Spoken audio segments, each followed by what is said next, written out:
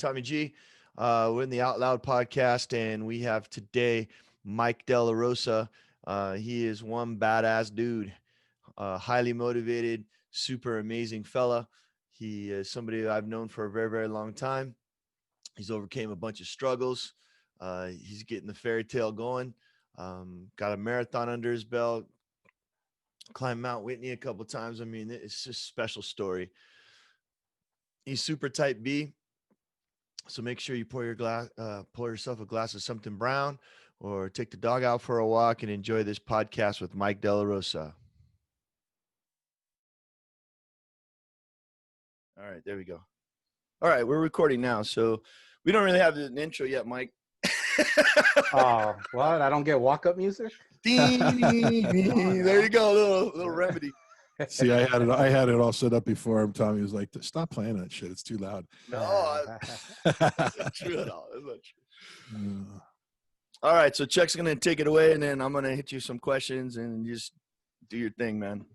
Right on. Yeah, like I was saying, I'm excited to have you talk a little bit, because it's such an interesting story. When Tommy got a chance to tell me a little bit about it, and I'm anxious to delve into some of the interesting stories that you have with it all. I'm sure it's an interesting story, and I know very personal to you. So I appreciate you coming on, and we're really excited to have you on with an opportunity to get into your head a little bit and find out what the motivation is, and again, just to hear the stories. So I'm looking forward to you being here. Yeah, I want to say honor. Thank you for inviting me. I like doing this kind of thing, so appreciate the opportunity and excited. So let's go. Cool. I think ultimately you're going to be 001, brother. I mean, that's going to like it. in the long term. Raw. This is the raw days. I got no green screen. I got nothing. It's just on. Right on. So my instinct is to work backwards. I don't know, that's always what I do. If I'm making a test for world history, I'm going to start with the test and work backwards and make the unit, Right. So you're there on the top of the mountain, the highest peak in the continuous 48 states. How did you get there? I mean, where did it all start? Like, what were the things that you needed that drove you to get to the top of that mountain? Well, we can go back as far as 5 years before. I never even hit a trail before. I remember sitting in my room, where I rented this room in Tustin, and I was probably drunk, watching Survivor Man for the first time, and being like, "Holy shit, that's cool! Look at this guy's going out in the wilderness." I've never done anything like that. Like, I think we went camping one time with my parents, and it was like an RV camp. I loved being outside, but things were holding me back. And when I met my fiance, Justine, I noticed a bunch of her posts on Facebook were of like Zion, the Grand Canyon. And I was like, wow, I'd really love to get out there and do that kind of stuff. And probably within the last 3 years, it's gone from walking around Fullerton on that Fullerton loop to, like I said, the highest point in the contiguous 48, Mount Whitney. Just that physical push, that purpose to achieve something physically, something that's going to be demanding on your body. I think it just naturally just drove me towards it. How old are you now, Mike? I'm 42. So 42. So 39, kind of 38, something like that. So when you Yeah. were younger, what did you guys do for like vacations and stuff? Did you get outside, or were you guys strictly hotel, or did you never go anywhere? Well, let me quote my brother. The famous Larry D. Yes. Once you came, you ruined everything.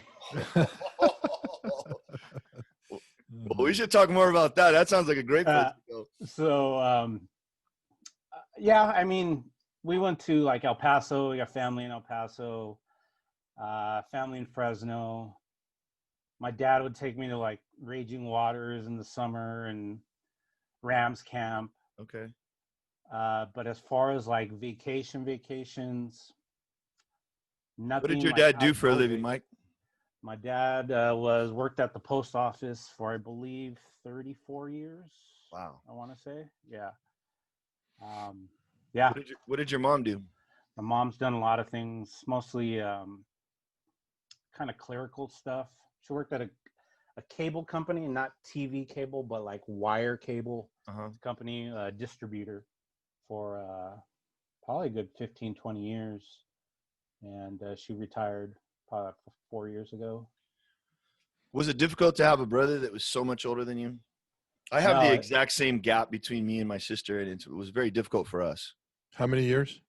8 years. 8 years. Yeah. So they say like after 8 years and longer, your childhood is considered to be like an only child. Yeah. No, I got to say it was a huge advantage. His influence was probably shaped part of my life. I know musically, getting into, listening to Run DMC and KRS-One, Boogie Down Productions for the first time. I don't know, something struck a chord. Was like, I like that sound. Public Enemy, just I like the lyrics, I liked his voice, and that pretty much drove me into underground hip hop, rapping. Big part of my life, especially during my dark times when I was drinking. But sports knowledge, brother, as you know, my brother's a great coach, whether it be football or softball.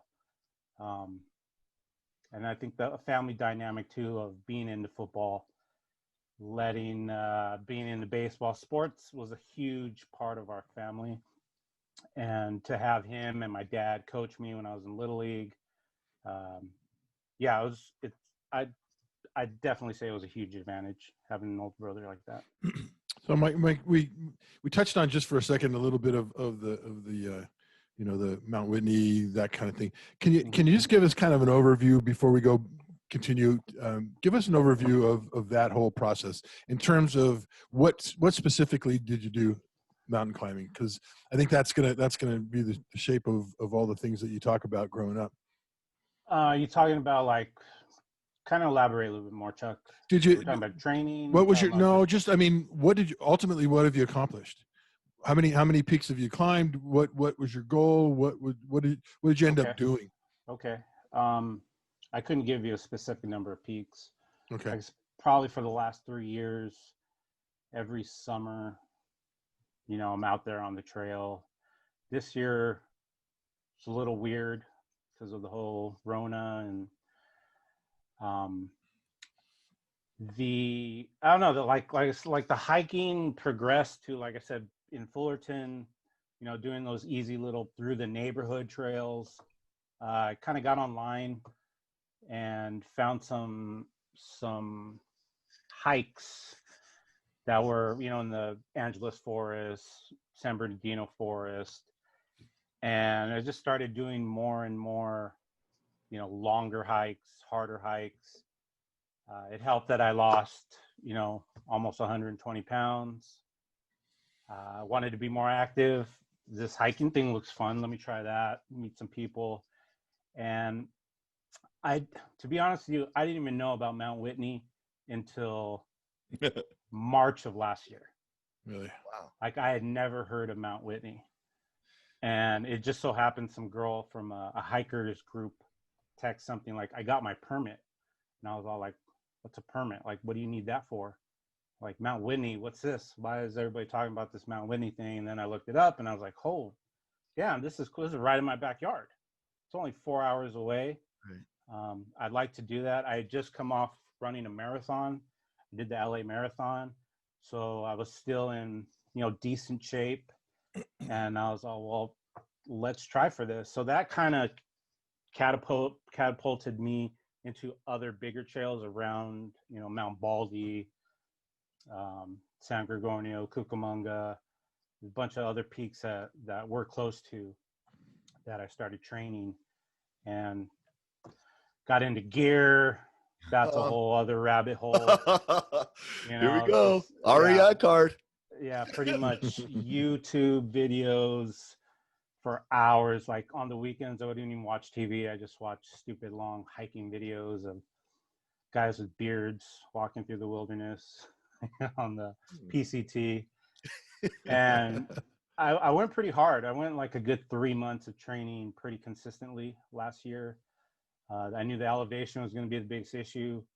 You know, you're up at 14,000 feet. You know, every breath, it's just, you know, it's not refreshing. You can't just go, you know, and, it's, you know, and then I have asthma. So it was a challenge. We took elevation sickness pills. I guess they worked. We didn't get sick. Nice. A lot of thought went into this. You know, stretch it over 3 or 4 days so we could acclimate. Research on the food. You know, the weather. I was looking at the weather every day for like 2 months because we needed the snow to melt. If the snow doesn't melt, then you got to get crazy and make sure you have your ice axe and crampons and stuff like that. And I didn't want to get involved in all that stuff, but when we went, we made it pretty. The timing was pretty significant because the snow had melted enough where, you know, it was safe for us to go up. Does the permit like just give you a window, or is it a specific weekend, or how does that work? Yeah, well, it's a lottery, so you fill out the paperwork online, whatever, and they go, okay, what day? First of all, do you want to do a day hike? Do you want to do an overnight? So different quotas for different things. So if you're going to do a day hike, you're an animal. I mean, straight savage. 22 miles, going from, you know, 8,000 feet to, you know, 14 plus, no acclimation. Way to people coming up from, you know, still their first day. You start like at midnight, 1 o'clock in the morning if you're going to do a day hike. Wow. So as we're leaving our, you know, our last camp, people are coming up and they just look miserable. Like 7 o'clock in the morning, they've already been walking for 6 hours. Yeah. And their faces, they look defeated, and they still got another 5 miles to go just to summit, and then 11 miles back. Yeah. And so, as you know, if you're going to do the overnight, they ask you for, you know, what day do you want to come? And then most likely you're not going to get your first pick. So they give you 20 more other, I guess, lottery chances where they're different dates. So I basically did my birthday forward last year, and I was actually lucky. First time from going from never hearing Whitney, first time in the lottery, to actually getting it. Wow. Lucky. That's cool. It was meant to be, man. Straight up lucky, yeah. So Chuck and I, you know, it's an interesting thing. Chuck and I have this experience of playing football at 7,000 feet. You know, and we thought we were hot shit because we were higher than Denver. You know, we were higher than the Mile High City, and that was extreme advantage. I mean, the guys' football helmets would explode, and their helmets would be down here, no air. You know, because the pressure, right? Yeah, the pressure, and gotcha. And here you are going double that. I'm like, what the heck? Yeah, dude. I mean, once you get above 10,000. That's when it really kind of starts to kick in, where it's a real noticeable change. Well, the first thing they do when they would bring us up to camp is they say, okay, first thing you do, go stretch out. We're going to do a fitness test, you know, and you just have to run these gassers or whatever just to see where you're at, and you have to do it. And man, it was the worst part of camp. I mean, we think of Hell Week as banging and being tired and sore and hurt. It was the fitness test for me. I was like, oh my God. Right. Folks. Yeah, cardio is always an issue in my life. Right, with your asthma, huh? Yeah. So was asthma something that was sort of crippling for you as a youngster? Or is it just moderate? Is it in the back of your mind? Or how does that work? No, I would definitely say it was a huge factor. I've been told that I was born and I had to be in like an incubator for like 20 days or something like that. I'm sure that affected me mentally somehow. That's why Larry calls you a drama queen right there, huh? From the yeah, because I was always sick as a kid. Asthma attacks. I think my inhaler became a big crutch for me in life. Mm-hmm. If I didn't have it, I'd panic. Right. You know, had some bad asthma attacks where it got scary. Yeah. I couldn't, can't breathe. it's not even breathing, it's exhaling. It's like you can get the air in, but you can't blow it out. There's no, I don't know. It's kind of weird to explain, but yeah, it sucked. It wasn't until probably football, like that's summer conditioning, even though I wasn't in that great of shape freshman year, but I think that was the first time where I was like, I think I can beat this. Like, I don't need to depend on my inhaler. I still had it everywhere, but it started, and like the seeds grew from there mentally, where, maybe this is not going to be a problem your whole life. So I met your brother the 3 years before we went to St. Paul in Pop Warner. I played at La Mirada I played the first 3 years in Norwalk and my second 3 years in La Mirada. And unfortunately, my entire experience until I met Larry again as a freshman was him running around the field, trying to make weight with the plastic suit. You know what I mean? Like, and just dying, just punishing himself. Like, and there was probably 3 guys. And I just remember like thinking to myself, those guys want this shit way more than I do. Like, I would never freaking do that shit. I'm just here. I'm playing, and I want to get to this part. I couldn't do all this to get to this. And fucking so Larry would ultimately be cut every single year after running around the field for 4 weeks, which I mean, again, I didn't know him personally then, but I was like, this is fucking insane. Like, did you have that experience, or you guys just completely was there Pop Warner, or were you just went to St. Paul and that was it? Yeah, I was flag football guy. Okay. So I think 7th grade. Yeah, I didn't play it till like 7th grade. Football was a reality check that freshman year. Who was your coaches? Chino. Art Hernandez. Forget the other guy's name. No, that's a good call. That's big right there. But just the speed, like noticing the guys that were Pop Warner guys and guys who had never played, the speed of those two were, guys are just flying by you. Right. And I'm like, I don't even know what to do. I don't even know how to tackle. Yeah. I'm not used to hitting, wearing all these pads. I played quarterback. Really? Grade at flag football, yeah. Oh, of course, yeah. Yeah. So, playing lineman. It was a whole. I was way in over my head. But I mean, so was baseball your primary deal before that? Yeah, played baseball probably 8 years. Right. I mean, little t-ball all the way up to high school every year. Yeah. Was your dad a pressure guy, or he just wanted to be out there and watch? Like, was he telling you, hey, mijo, do this, do that, I need, push harder? Or was he just like, oh, no, man, so happy you're at St. Paul? And he was a big fan of ours. Yeah, my dad was there like freshman year, every practice, every game, all summer. He was during Hell Week. He was there. Super supportive, not pushing or demanding at all. So he didn't care if you were a starter. He just wanted the team to win. He wanted you to be a part of it. Yeah. Basically, it was just full on support. I think it never came up, but I think as long as I didn't quit, whether the sport, whether the commitment I made, whether just in practice alone, as long as I didn't do that, I think he would have been happy with whatever. Was he different with Larry? Because I would consider Larry a type A guy. Definitely, sure. and I'm the opposite.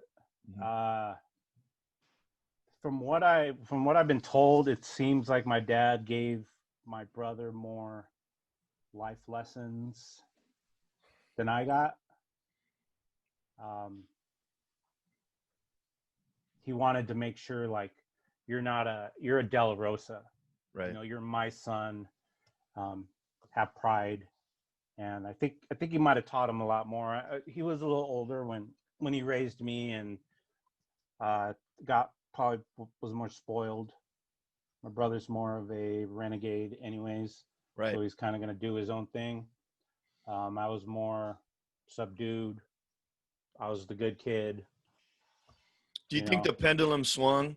You know, they raised Larry in a certain way, and then you come along and they make some changes, possibly try to improve the parenting still, and then whoop, a little bit too far. Now it's, you know, I'm tired, I'm old, I don't want to make those mistakes. I'm not going to get the chunk out all the time, and you know. Yeah, I think I just came with age. Yeah.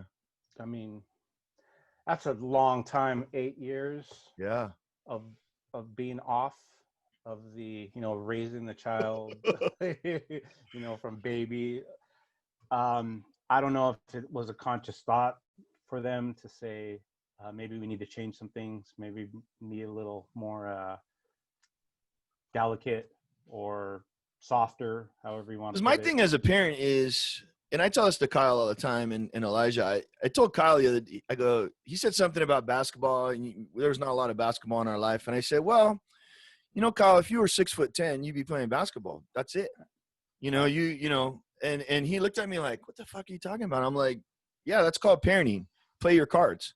And I always, you know, I've known you for 20 years or 25 years, and probably, I guess, more than that, 30 years, because I knew you as running around as a 6th and 7th grader, or, you know, a little 5th grader or whatever. And you have a terrific physique. You know, you're big, you're strong, and I would have drooled. You know, Larry is shorter. You know, Larry is slower. Larry is, but he's a mean prick. You know, and you, like, I think I would have beat it out of you. Like, I would have just put my foot up your ass and said, you know, you need to pay for college, man. Let's go.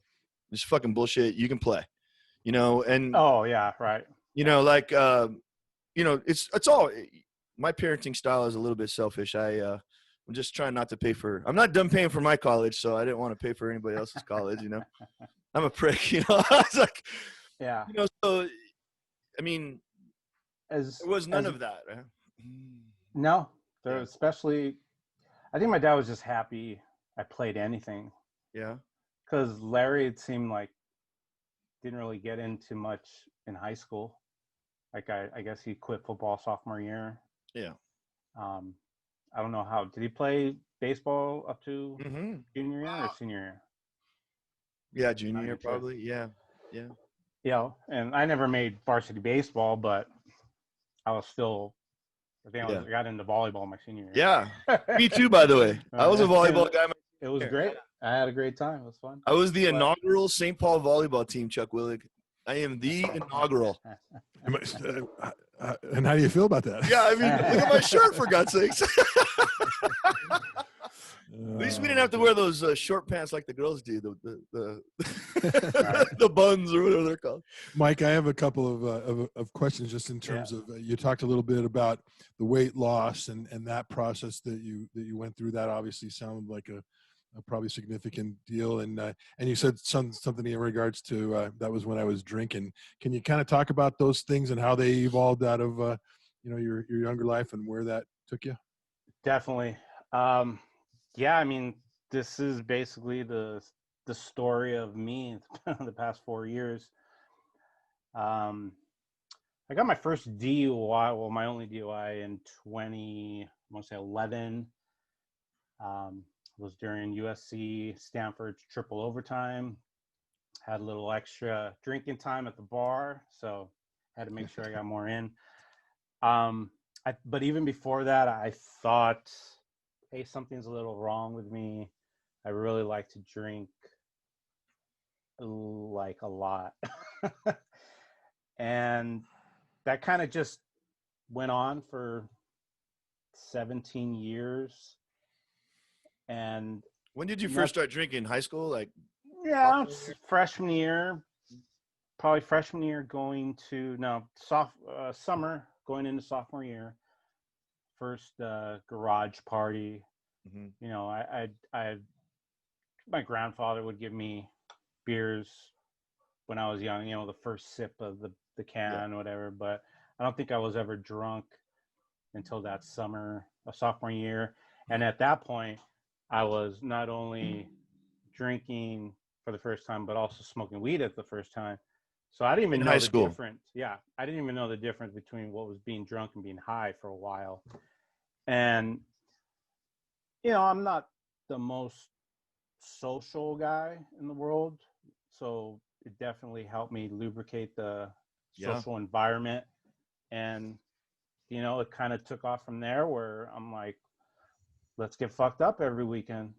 That sounds like Only something the I'd like to weekends or do. every single day? Well, it's just the weekend.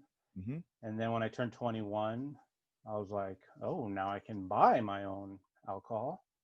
So let me buy a big bottle for the weekend, and we'll just put that away. Well, that would spill over until Monday.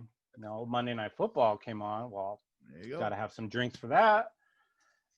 Maybe have some left over for Tuesday, and that turned into, I might run out.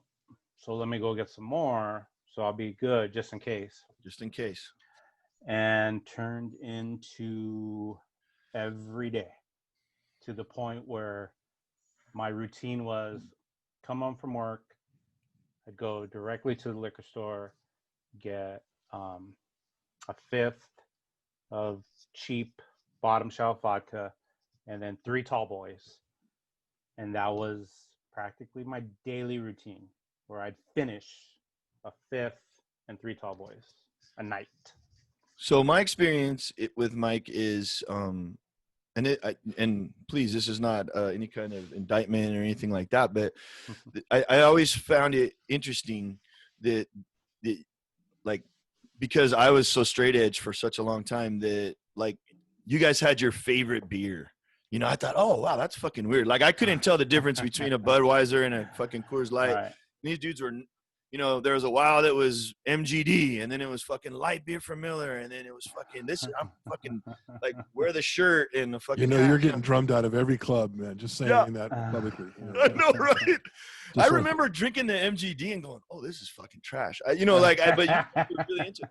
And the second part, and again, this is probably really off base, but every time that I would hang with Mikey and his brother to some degree, they would always be prepared. Mikey would always show up with his own cooler, no matter what. And it probably was 100% because they were just taking care of their own business. Like they didn't want to fucking welch like I did. I welched. I drank everybody else's beer. But Mike and Larry would be set. They would have their bottle. They would have their beers. They would have their TV. Maybe their stogies or they're fucking. We're gonna do that night. And I always thought, now why am I not bringing this? I don't understand. Like I want to know. Am I fucking supposed to do that? Am I the fucking loser that just shows up and I don't bring anything? Empty. Now I bring a bottle where I go. Like I just stop and get a bottle of fucking, whatever. I mean, I'm sure like Rick Cepeda has 5 bottles of Jameson on his fucking shelf that he never has drinking. But like I was always, and I never really found the time to ask you that question. But I mean, do you think that? I don't know. I don't know who told me for the first time, possibly my brother, but never come empty-handed. Yeah. Whether like the later on in my drinking career, it was mainly liquor. Yeah. But I'd bring a 12-pack or whatever. Yeah. To the party just to contribute to. Was there a point where you recognized, man, this is? I mean, most people that I know recognize, and then it takes them quite a while after the first recognition. What was the first recognition that it was an issue? I think I knew pretty quick. Like there was no lying to myself saying I wasn't an alcoholic. Like I think I knew pretty fast. At least I'd like to think I was smart enough to know. Like high school? No. After probably, like I said, after 21, when I started buying my own alcohol, like I really like this a lot. I like what alcohol does to me. That's the thought process in my head. Are you the type of guy that has to pay for it in the morning, or are you like me where I'd never get a hangover? I would wake up with tremendous hangovers, and eventually I figured out a little hangover cure, doing some research, and you'd still feel like shit. Thank God for the internet. Yeah, exactly. You still feel like shit, but I don't know, like knee pain, like back pain, over time you just get used to it and kind of deal with it. So I just dealt with feeling like shit every morning. What was the practical applications of what was being affected, and how did you realize that? I think I heard one time Dr. Drew say, you know, you're not an alcoholic, or you shouldn't consider yourself an alcoholic until outside parts of your life start to be affected. Relationships, jobs, Right. family. So I didn't have a relationship, so I didn't have to worry about that. I can't fuck that up. I'd never lost a job because I was caught drinking, or because I couldn't perform. I'd never been fired from a job. I've been laid off because the department downsized. That was in the back of my mind. So I've never been. There's no ill effects. I can just keep drinking. Yeah. I'm good. I'm good. I must not be an alcoholic yet. But it's playing those games in your head. And eventually, I think it took the DUI put me on a 42-day sobriety run, my first real sober time for a while, and it felt good. I went to. Was it during Lent, Mikey? Was it during Lent? No. Just it was right after. It was like got my DUI, which was also a lucky experience for me. I gotta say, man, I've driven drunk, trashed hundreds of times, and thank the universe, thank your Lord, I never killed anybody or killed myself or hurt anybody. My friend Ray, when he picked me up from jail, he told me, Mike, I gotta say, you are the best drunk driver I know, man. Right. And I'm like, thanks, Dick. You know? Ricky Bobby. And there was a stupid pride. There was a stupid pride back when I was driving home where, I can get home. Don't worry about it. Where does the weed fit in, Mike? Where does that? Weed's just kind of I don't know. It's not that big of a deal. I don't know, to me. I always thought that was a pretty significant part of when I was socializing with you. It was part of it. You would go away for some little bit of time and you come back and right. No big deal, But if I had to pick, like if you said, hey, you can only drink tonight or smoke weed tonight, I would pick drinking every time. That's interesting, because with your philosophical mindset and your ability to think deeply and the depth, when I talk to you, the depth that you have, sitting at the barbecue is so much more significant than the other clowns that we hang out with. And I just assumed that weed was the, it seemed cool more enlightening than. It's cool to get high and watch a comedy special or right. listen to a podcast, whatever. Mm-hmm. But it was just always kind of in the background. Everybody had it. It just wasn't. So your sobriety coincides with weed becoming legal, essentially, right? It's kind of funny. Ironically, huh? Right. So, I think once my dad passed. So my dad passed in May of 2014. And that was the big, like, what the fuck are you doing, Mike? Like, it really hit home. Like, what's going on? What you're living in a room to rent with some old lady. You basically just stay home all the time and drink. You hate your job. It was the first job that I've ever been like, I hate this. I hate what I'm doing. I hate my boss.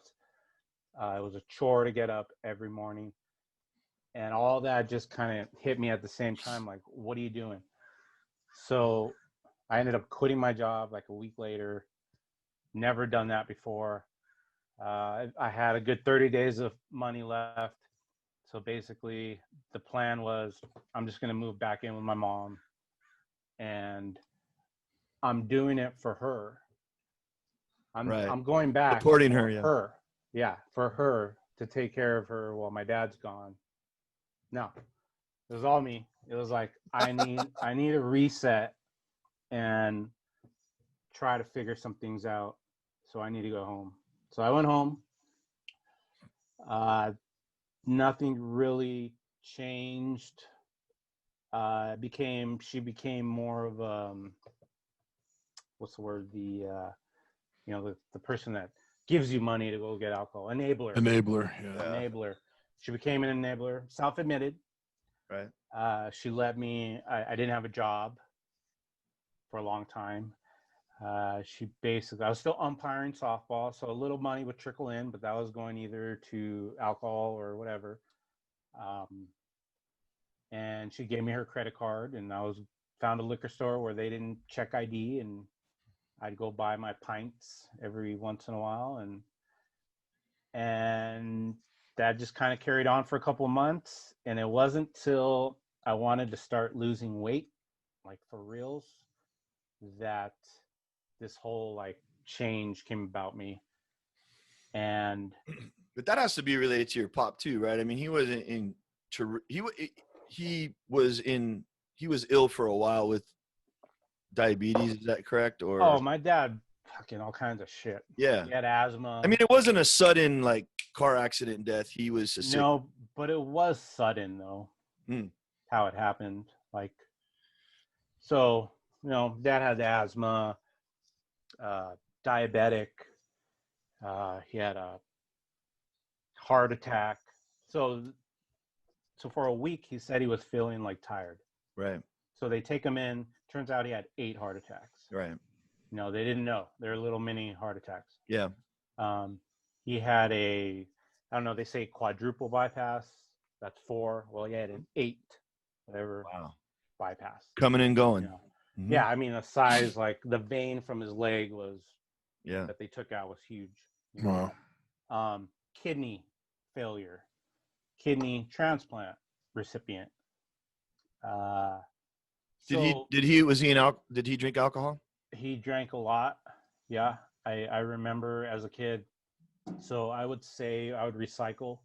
So I'd save all the cans so I could buy like Nintendo games. Yeah. Cassettes or whatever Right. whatever I was into.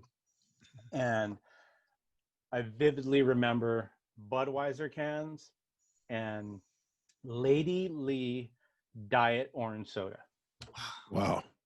If you remember the old Luckies. Yeah, Lady Lee brand. Yeah, all Budweiser and all Diet Orange Soda. That's classic. Yeah. My teeth are falling out right now. Yeah.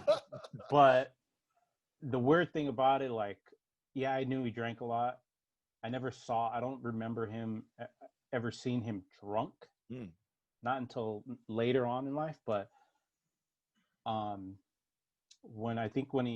don't know if it was the heart thing or the diabetic thing, but he pretty much quit drinking cold turkey like that.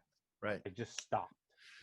That has to be an interesting thing for you, knowing, because I mean, that's kind of like when I'm thinking about talking to you, it's like, how do you just flip the switch? My dad is alcoholic. My whole family on the Gordon side are alcoholics, and they're the type of people that can function every day. My dad does not get hangovers. I don't get hangovers. So if I don't get hangovers, to your point, and I go to work and I make a shit ton of money, then I'm not an alcoholic. I just, the old thing, beer's not alcohol, that kind of thing. And all that. So, yeah, I mean, those things just stick in your head, for sure, Yeah. I mean, they say, you're finally tired. You're sick and tired of being sick and tired. Right. That's the AA lingo or wherever. So you have a DUI. 3 years later, your dad passes. But obviously, in that 3 years, he's battling. He's fighting. He's not though. He's clear though. Just living. Okay. Living not great. Taking 8 pills a day. Yeah. Whatever other shit he was doing. Right. Would move around a little bit. Right. But in your mind, it was. But he was living. He wasn't in the hospital. He wasn't in and out of hospitals.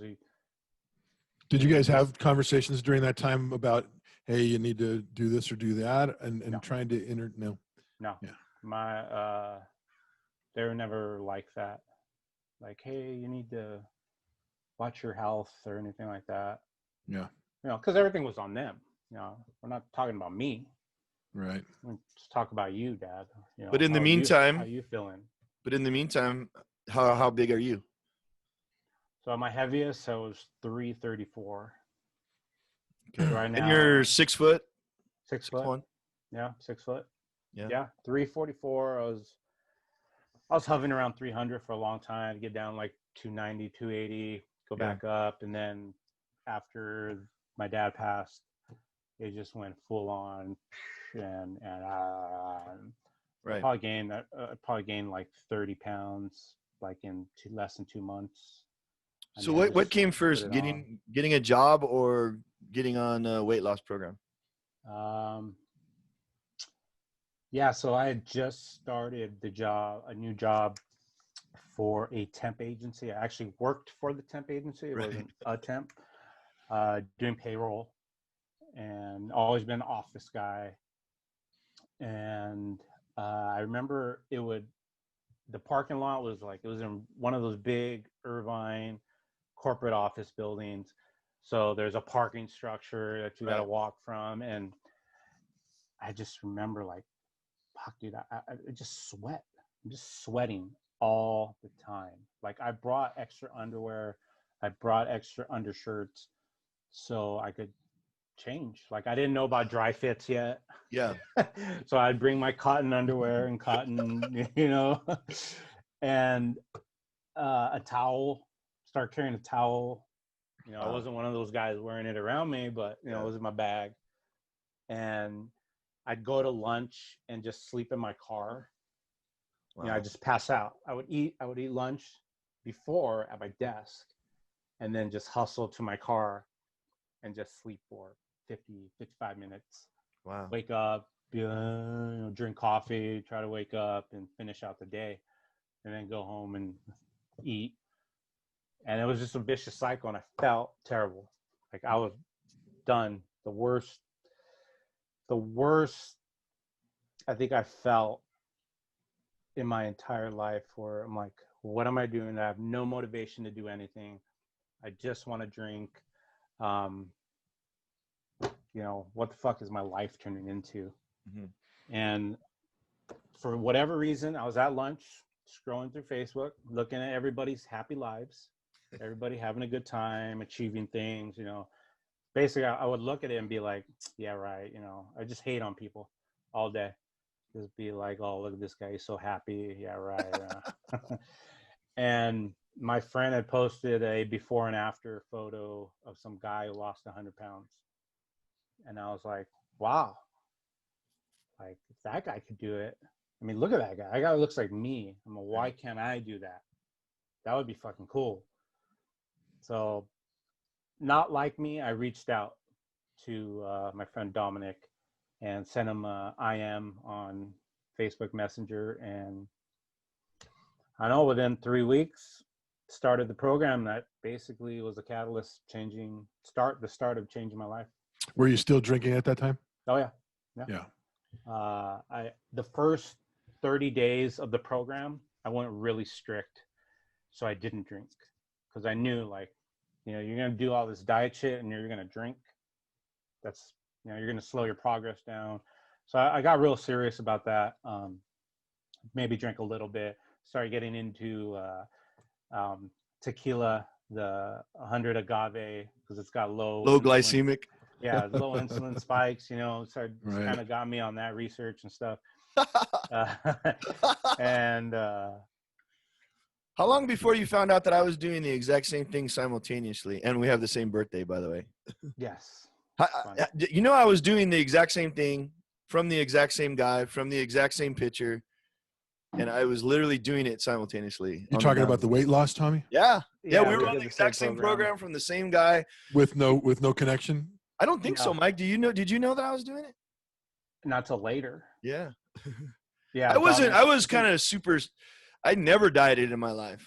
Like almost purposely. Like fuck that. Huh. I hate the yo-yo bullshit. I'm a big guy. A thick guy though. Well, yeah, I was for sure. Yeah. And then, and I was afraid of losing. I was afraid of failing the program. And so I never would start anything. So even when I started and I was losing significant weight, I wasn't posting. I wasn't doing anything because I didn't want anybody to say, oh, great job. And then, oh, fuck. I knew he was going to fail. That bullshit. Right. You kind of went the other way. You really embraced it and coached it up and did all that. Yeah, I think I had to keep me motivated, kind of be accountable. If I'm going to start coaching this, how am I going to fall off the rails? You know. So their sales thing, Chuck, the foundation is you're going to help coach the next person. You're going to be there for them on the phone. Very 12-step-ish, in my opinion, kind of. A lot. Except there's a financial component to it, and you're going to get some money out of their deal, a little pyramid-y. But, it wasn't until after the fact when I got sober and I started going to AA classes, the same lingo, jargon, whatever. So I had asked the kind of one of the big wigs of Optavia, and I go like, I noticed a lot of AA, fundamentals, in this, and they're like, when we created this thing, that was one of the catalysts of pulling from there and using that type of philosophy of, trying to lose weight in a, scientifically based way. What was that's going to be an intense conversation, but before we move on, like what was your maximum amount of weight that you lost? What was the top to bottom? 330, 334 to 215. Beautiful. Amazing. Yeah. So, and then in this time, you're still not considering yourself. How long did that take? A year? 6 months? It was September, I think 11 months. Okay. So 11 months, you got down 100 plus, 120. So during that 11 months, did you consider yourself sober, or were you just around and just knowing that that's going to mess up your ketosis or whatever? No, I was definitely still drinking. I was using other stuff I won't get into, but I was on the outside. I was happy. I'm getting all this attention. I look good for the first time in decades. A lot of attention from women now, which at first I was like, oh, now you want to talk to me? We'll go, fuck you. I don't want to talk to you now. But kind of got over that resentment. Just being involved in coaching, I started telling my story in front of people. The whole Facebook, Chuck, part of the thing is you want to network yourself. You want to let people know what you're doing. So eventually they go, hey, I've noticed, you've lost a lot of weight. You started helping people. Tell me more about your program. And that's, how you get new clients. All that was kind of a facade of hiding what was going on back here. Yeah. Because losing all that weight, I thought it would cure me of depression or whatever, but it kind of just exposed more that, hey, there's some other stuff you need to work on. This isn't about all those weight. Layers come off and there's some raw shit under there. This ain't about weight. This ain't about being fat. Yeah. That's the symptom. That's not the real problem of what's going on. And it took me a while to actually realize that. And what is that? How do you realize it? Like what? I don't. That's the part that I think that everyone's baffled. Like how? What is the switch, or what is the moment of clarity? Yeah. What is the right? I mean, it's got to be different for everybody. And some people say like the moment of clarity being a moment of enlightenment, or it's just a long, drawn out life of little. Oh yeah, that's something I should have paid attention to. Maybe a thought here, and then somehow eventually it all comes together and you say like, fuck, all right, you got to stop.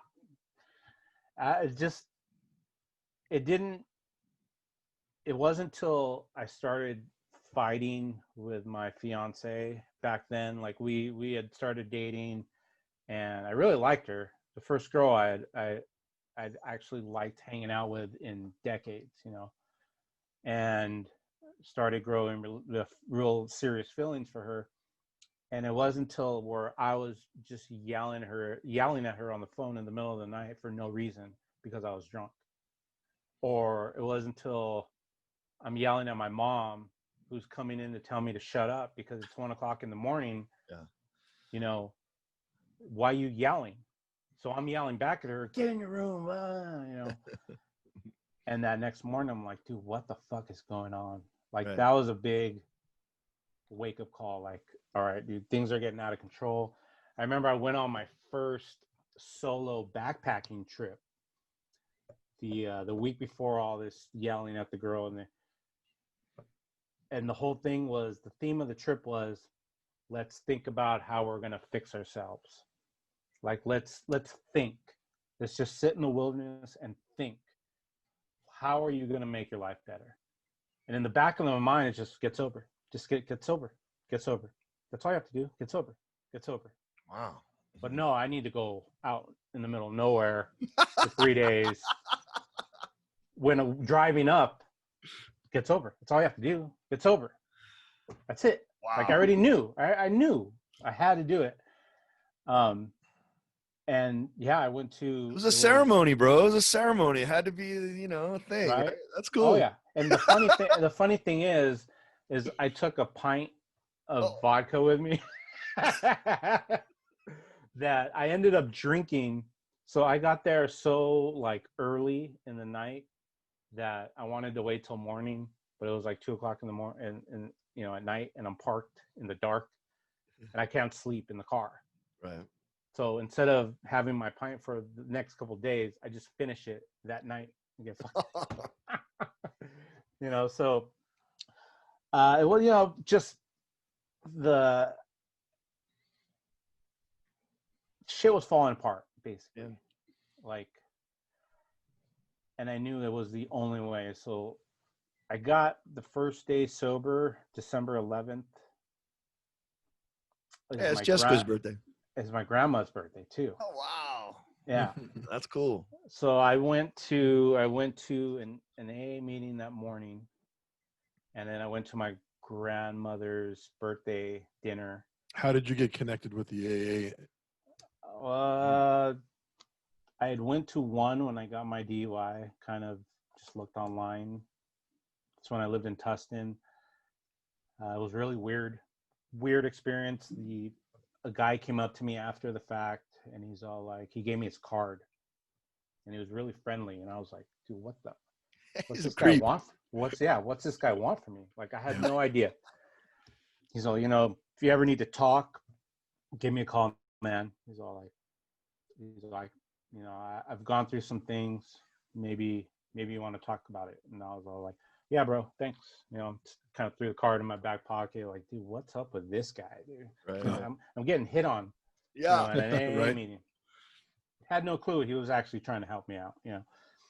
And so I went online, just AA near me, and there's a big one in Whittier called Serenity Hall. And I went there. It was during Christmas time. I remember to the left of where the speaker talks at a podium up in front, and to the right there was a planner that had the word hope by it. And I kept on staring at it, and I'm like, that's one thing I don't have any of right now, like hope. And that was like day one, and it changed everything, man. The greatest decision I ever made. I didn't know you were doing the 12 steps. I just assumed that it was more like I've never done all the steps, but the meetings themselves. The meetings are important. They want you to go like 90 meetings in 90 days when you first start off and shit.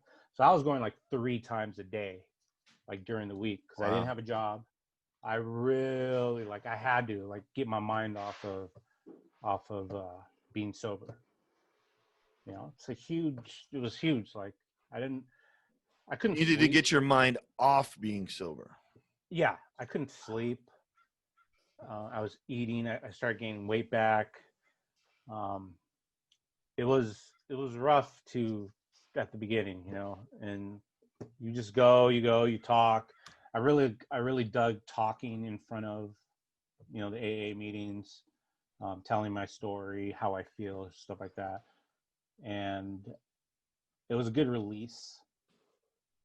But, I got a sponsor kind of right away, but he didn't really get too involved. He bought me the book, Right. big book and stuff. And yeah, if it wasn't for getting sober, I'd be dead probably. I really think I'd be dead. Right. Were you still in that relationship? Yeah. Yeah. So I didn't fuck up too bad where it ruined everything. But once I got sober, her being supportive, coming clean with my mom. Like, we had a talk 2:00 in the morning in the dark, where I'm like, I need help. Right. Basically, it's the first time I ever said that. I need help. Like, I don't think I can live like this anymore.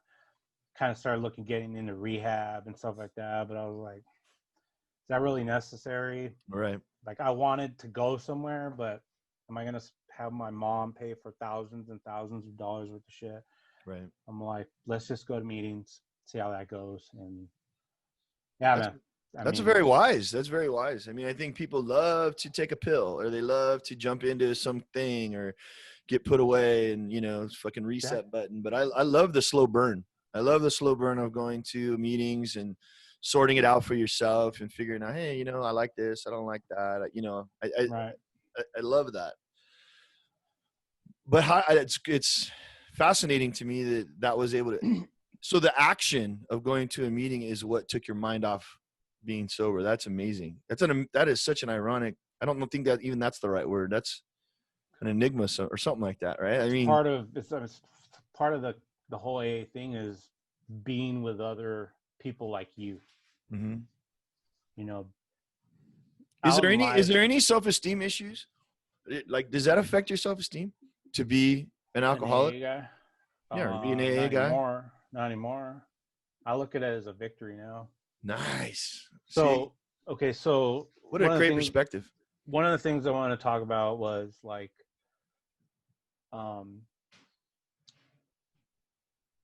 character.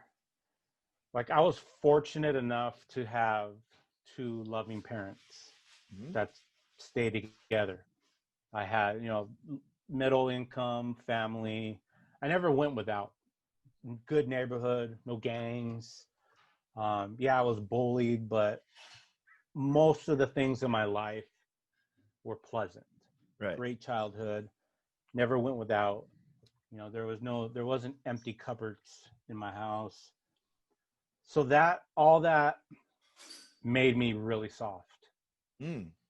And besides the asthma thing, so I never thought of it until later, like asthma, that you overcame, that's a big thing.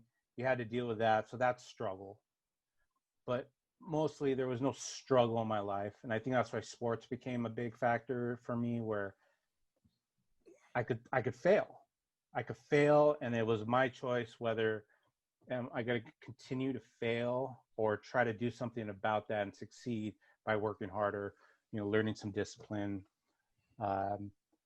But that lack of character that I possessed, I think once, becoming sober, that was a huge character building moment. And it just changed everything. Like, my mindset I'm capable to do things. So now I'm capable of running a marathon. Now I'm capable of going to the highest peak, training for that, pushing myself to go to the mountain, to the summit of the mountain, whatever summit. I'm capable of finding a real job, becoming independent. I'm capable of being in a relationship where I'm actually going to marry somebody. I never thought I'd get married ever. Right. And I didn't want to either. I didn't even want to have kids. Right. Because, like, how am I going to have kids with somebody I don't love or who I don't even want to be married to? Right. you know, and all these ideas have changed because now I'm capable, because I've accomplished this, and it's not done by any means. You know, you're always in recovery, but you know, in December it'll be 4 years of going from, you know, a fifth, and you know, through basically a fifth and a six pack a night, completely life is a mess. Never went homeless. You know, I hear Right. stories at the meetings where guys are homeless for months or living in their car. Never got that far, but I could see that coming. But, I know for me, like like, I mean, yeah, it makes sense. Let's go. You know, I want to run a marathon. That's a bucket list situation, but I'm not sure. And this is sort of my psychosis, but like, I'm not sure what happens if I couldn't finish it. You know, what happens if I couldn't, because I literally look at my cards and I just play the shit out of those cards. I tell my softball team, I got one string on my guitar, but I play the shit out of that one string. You know, when I was coaching, when Kyle was coaching with me, he's like, Dad, I don't think I can coach. I said, what do you know about football? Do you know 10 things? And he said, yeah. I said, well, then coach those fucking 10 things every day. You know, like, and then you'll have 11 and do 11 things. And so I'm not, even when I was light, when I did all that, when I lost all that weight, number one, I lost weight on a program. I didn't do it because I fucking avoided anything or created my own food. Structure. Yeah, it was a thing. And, you know, it was a holy grail type of concept for me. But, you know, and I did some 5Ks and shit. And I'm like, there's no fucking way I'm doing a fucking marathon. There's no way I'm going to Mount Whitney. There's no fucking way. Like, because I just feel like, what if I can't do it? What if I stop at 11,000 feet? How am I going to, even with losing weight, I didn't tell anybody. My wife was the only one that knew I was fucking losing weight. You know, and it was like, I really, really admire your ability to say, fuck it. You know, you're not, I'm assuming there wasn't another marathon that you didn't do, that you didn't make. Oh, no. You fucking went out there to the LA Marathon, you lined up and you fucking ran that shit, right? Yeah. I trained for 11 months for that fucking thing, and I got sick the week before it happened. I was so pissed. Like, all this work. Right. Luckily, I was well enough to do it, but you know, it took me 8+ hours.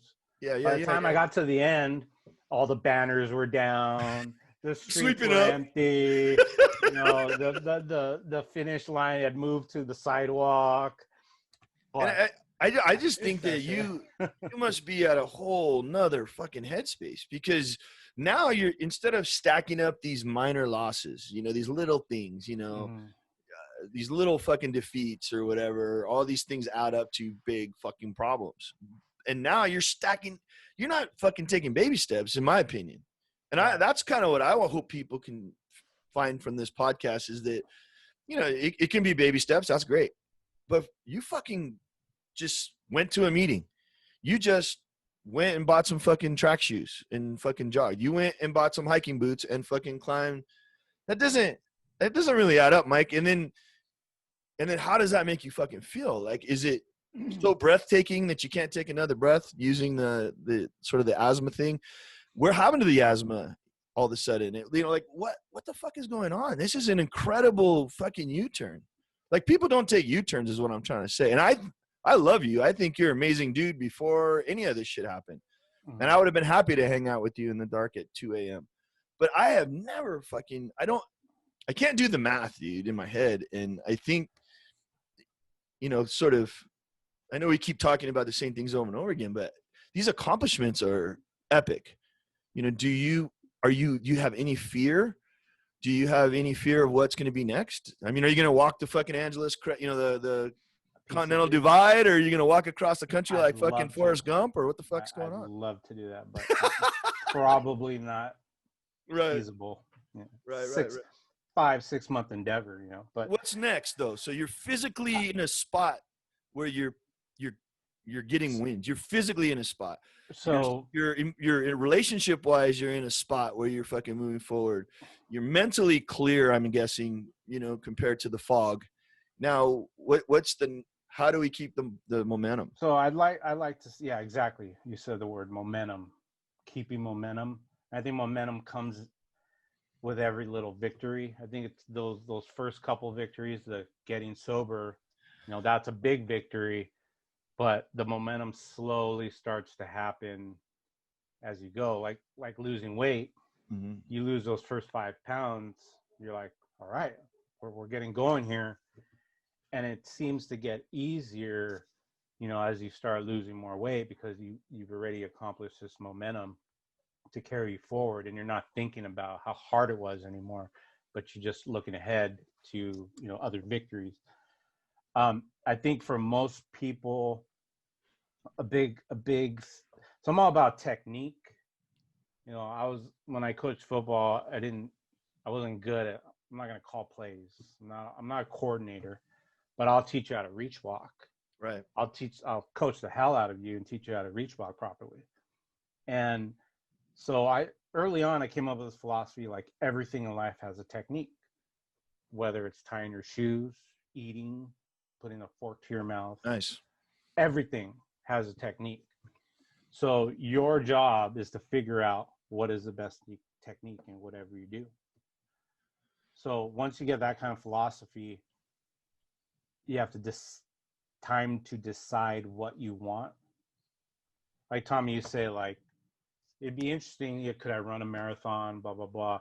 Well, no, you need to decide, I'm going to run a marathon. Nice. So I decided, I'm going to get sober. Like I just decided that's what I'm going to do. I decided I'm going to run a marathon. I decided 11 months before running a marathon, all right, this is day one. Well, we're going to start on Monday. We're going to start training for this.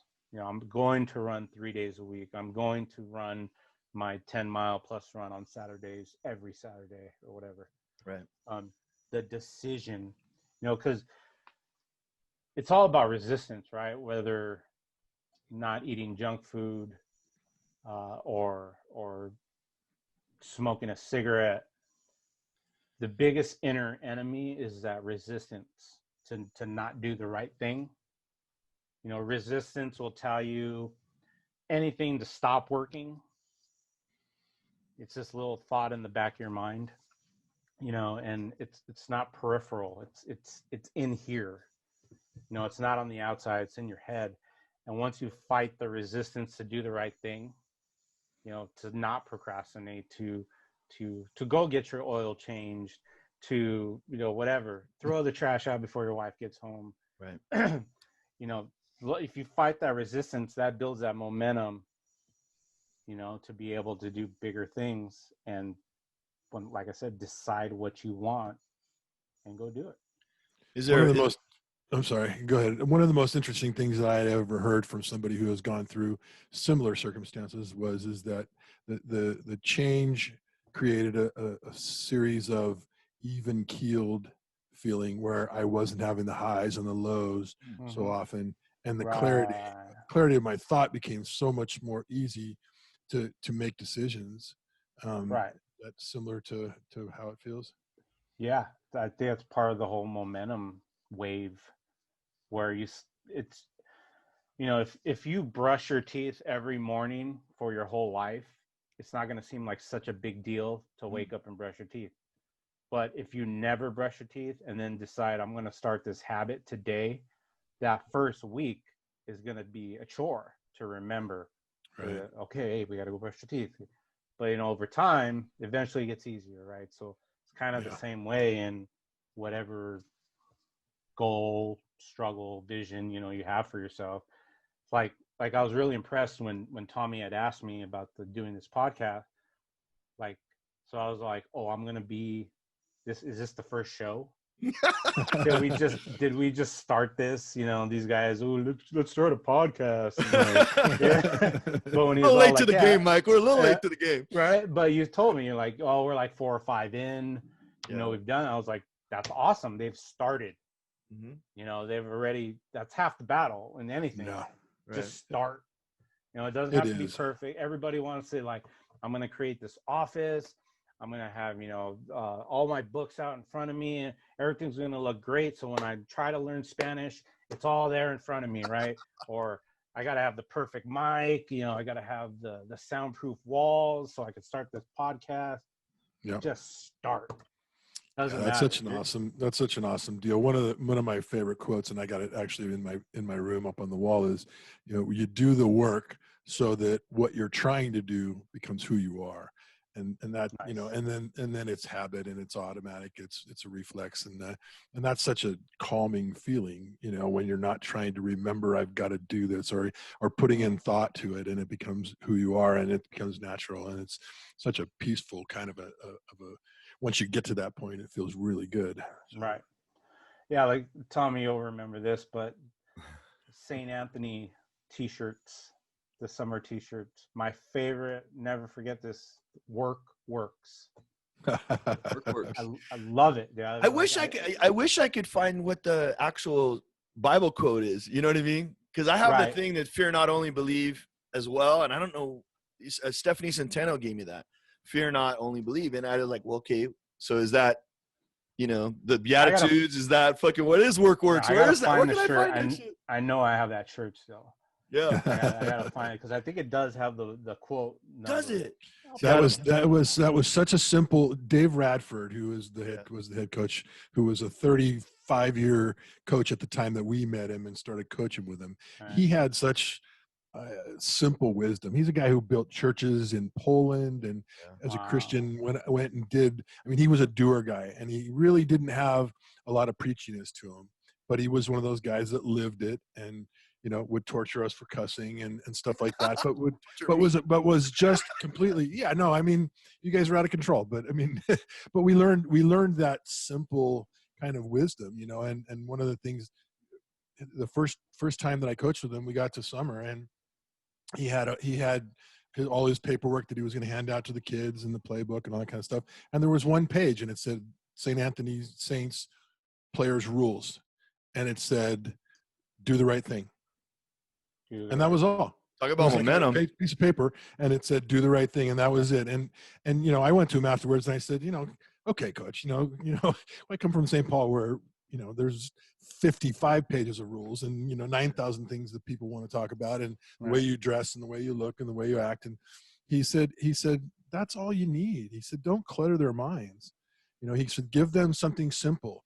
Well, coach, what if this, or what if that? And this is what happened in the meeting. Kids were asking, well, what if this, coach? And what if that? And he said, you know the right thing. Well, what about this, coach? Do the right thing. You know what it is. Right. And it just, again, it was a moment for me, in a lot of this stuff that we're talking about, those things that you go through life and you start to learn. It was a moment where I said, stop overthinking everything. Start simplifying it. And then it becomes 2 things to do instead of 400, and you're doing them instead of thinking about them. And it really was an enlightening, few years for me, because he changed my whole way of thinking in that former fashion. So let me ask you another question. And how, once you start to get this momentum, and now you're getting ready to train to start to go climb mountains, take us through the process of what that looks like. And then, ultimately, what was the experience like the first time you really went out and climbed, Mount Whitney and things like that? So basically, like, learning about Mount Whitney for the first time, like, what did I get myself into? So you already decided you were going to go up before you knew anything about it? I entered the lottery basically on a whim, just like, I'm probably not going to get it, so whatever, let's just do it. Damn it. And right. And like, a month went by, and I got the email saying, basically, congratulations. I'm like, I reread it a couple times. I'm like, holy shit. All right, well, I guess this is happening. And immediately went into research mode. YouTube, you look up Mount Whitney, there's a million videos, but like, I wanted to know everything about the mountain. How high was it at the beginning? How many days do I need? How many days should I do? What kind of food? the gear. I didn't have a bear canister. You got to take a bear canister to put your food in. Where am I going to park? Well, where am I going to stay the first night? What type of shoes should I wear? What type of clothing am I going to need to bring? And just all this got into gear. And I was fortunate to have a job where I was at a desk a lot, and basically just made my list. I love making lists. Like it's part of my thing, whether the plan for a party or to go hiking Mount Whitney. I'm going to create a spreadsheet list, and I'm going to make sure I'm dialed in and I'm adding to it or taking it off every day, going through it. Just one of the things I obsess over. And eventually I started going on, okay, so what kind of hikes do I need to go on that are going to be similar? How am I going to train for this? So basically started going through the list of all the big peaks in Southern California, and they have a thing called the 6-pack of peaks. Yeah. So basically it started with only 6, but now there's 12. But if you go, hike up to 6 different summits on this list, and you pay a registration and stuff like that, you get like a hat, t-shirt, a little badge saying, I completed the 2020s, 6-pack peaks. So I kind of used that for a template. I was like, okay, let's do each of these. So every weekend we did a different Mount Wilson, Mount Baldy. And by we, you mean people you met? Justine. Oh, Justine. So I Justine. went. So the first time I went, I was with Justine. She's down for backpacking. She doesn't complain. She was a stronger hiker than I ever was. Yeah. So basically, I took care of all the logistics. She just had to worry about clothes and being in shape too. So yeah, I live in Norwalk, so I'm very close to Excelsior High. Basically, part of the training during the week was put a 25-pound weight vest and just walk up and down the bleachers, just up and down for an hour. And I did a lot of bleachers, running, little sprints. I got up to 50. I can go up and down nonstop 50 times. So the first year I was really good prepared. This year I didn't really train that much. But. I could barely do 14 bleachers at St. Paul. I don't know what you're talking about. 50. 50, baby. Yeah. I was doing I remember junior and senior year, we do those quarter on the track. Yeah. Run a quarter, and then eventually it would go all the way to a half. Yeah. 440 or whatever. So I was doing that. I was doing sprints, basically, run for 30 seconds, stop, walk around the track for a minute and kind of get your breath back, and then do it again. What was the difference between training the first time and gutting it out the second time? I mean, how was that different for you? I think I can't even say there was a can't say it, familiarity. Yeah. Because I was going a different route. Oh. So. But you knew you could. It just. Yeah. I think I had done I did Mount Baldy twice. One with a 30-pound pack, and one with just a water bladder. I did San Jacinto, which is another big one over by Idlewild, and yeah, I struggled. But I'm all I'm going to have 5 to 6 days to get to where I need to go. If I want to, there's no time limit. So if I need to walk, if it's going to take me 8 hours to walk 4 miles because it's too high, so be it. Wow, that's beautiful. There wasn't really it wasn't going to be that hard. Maybe summit day was going to be the hardest day because you're at the highest. It's going to be a long day, but I'm going to have enough time to get where I need to go. And do you have an adrenaline spike on the summit, or do you have a exhale, it's done? What's the feeling on top? It goes from completely exhausted getting to the top where you're I'm just happy it's over. at least this part, Half. Yeah. Because that summit day, I woke up at 1 o'clock in the morning and was on the trail by 2, so I could catch the sunrise Oh, at the top. So I had a 4.5-hour window to walk 4.5 miles. nice. So so a mile an hour is pretty slow. Mm-hmm. So I figured I could do it, and I made it. I was probably like, I had 4 minutes to spare. I thought I had missed your it. preparation really made the situation so much It more helped a fulfilling. lot. Yeah, I mean, because when Rona hit, the track closed. Oh. The 24-hour fitness that I'm next to, that's been closed. Oh, I thought it was a conscious decision. I didn't even know the coronavirus sabotaged your Oh yeah, your training. yeah, That big sucks. time. Because like I really liked going to the track. Mm-hmm. That was easy. Like There's a ton of people at Excelsior, by the way. heck Usually, every yeah, time I'm there, there's every people all day. over the place. Oh yeah. It's good energy there. So to find the motivation to work out in the house Oh man, didn't go great, but like Justine has one of those step Reebok platforms. oh yeah. So I just put on my pack, and during Dodger games, Up and down. just go up and down, up and down, up and down for half hour, an hour. A lot Does of the squats. tediousness, is that something that speaks to you on like a meditation level?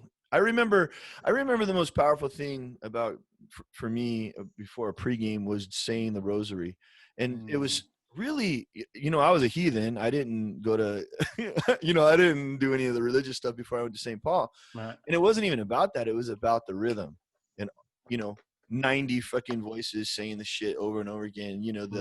The what are those, the Gregorian chants, that kind of concept where like I like that rhythm. I got on the bike a lot when I was going through the program. I have a nice bike, and I just remember getting on the riverbed where it did not matter. There was no stop signs. I didn't have to get hit by a car, and just going, trances. because there's a lot of people that would not be able to freaking get a Reebok step and say, okay, this is it, 12,000 feet, here we go. Right. They would lose their shit, but is that something that becomes a meditative thing?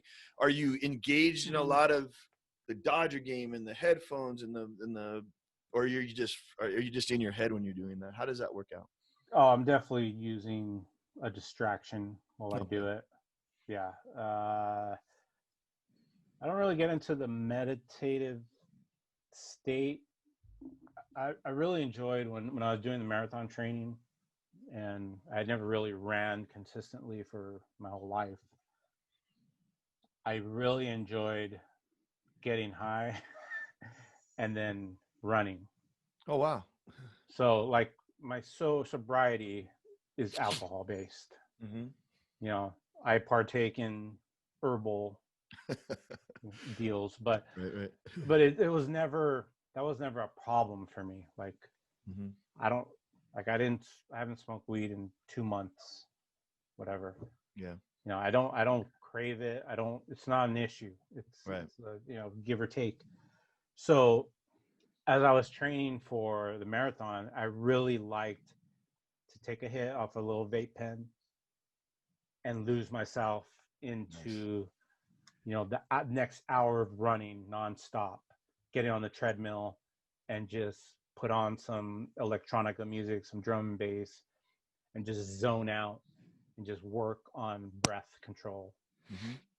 I really like that. Let me ask you, Mike. I don't want to get too far ahead because I really am interested in the.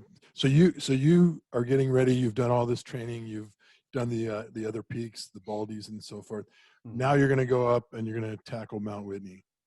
Take us through day 1, day 2, day 3, and then finally reaching the summit. So part of the research, I learned the whole acclimation thing is a huge issue.